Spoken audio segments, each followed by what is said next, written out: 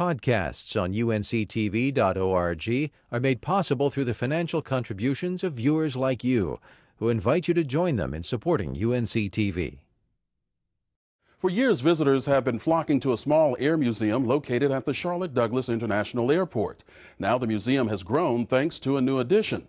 Jeff Smith has more on the Carolinas Aviation Museum and the plane that caught the nation's attention.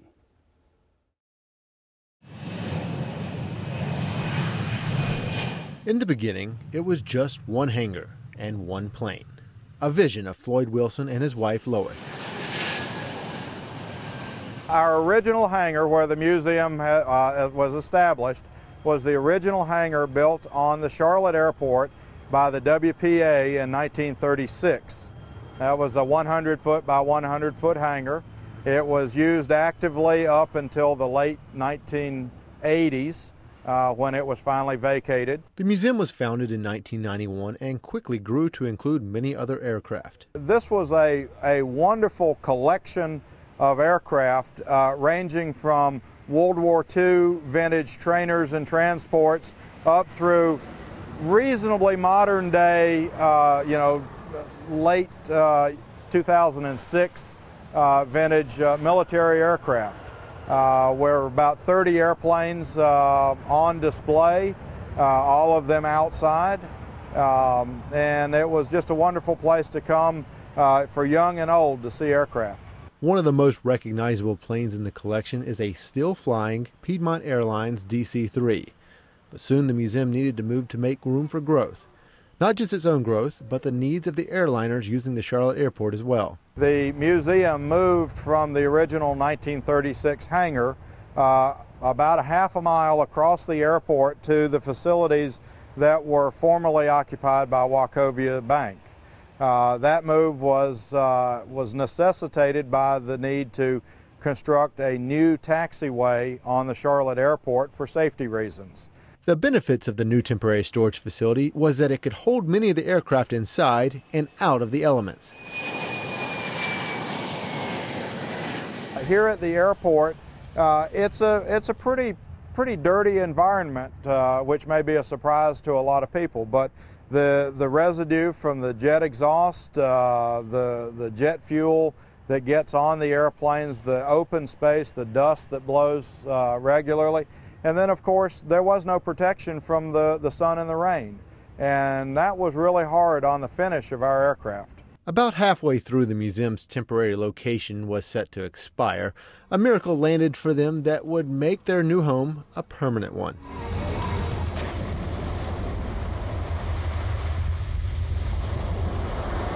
Starting in about January of this year, when the announcement was made that 1549 was going to actually come to Charlotte and be on display at the Carolinas Aviation Museum, the excitement has built, through the preceding months before it arrived.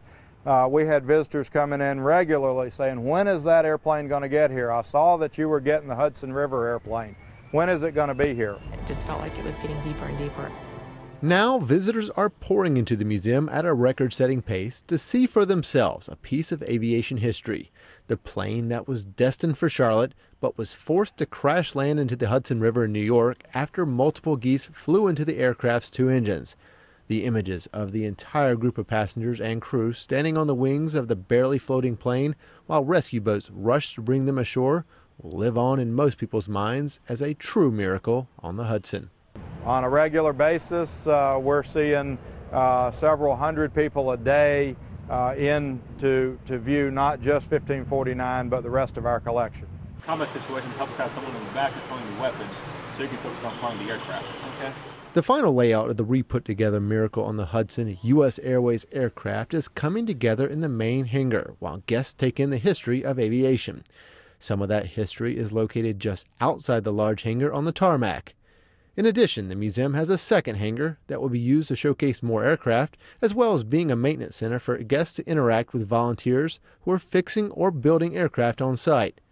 Still, the main attraction is now the Miracle plane for this amazing collection. The opportunity that the museum has been given by moving into the new facilities has really expanded our ability to interact with the local population, from school children that come out on school tours to learn about aviation, to the general population who really truly, the Carolinas Aviation Museum was the least known museum in Charlotte, and now with 1549, I would hesitate to say we're the best known museum, but we've certainly gotten a great deal more notoriety here in the Charlotte area.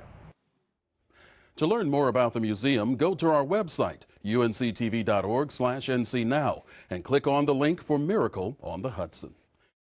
Podcasts on unctv.org are made possible through the financial contributions of viewers like you, who invite you to join them in supporting UNC-TV.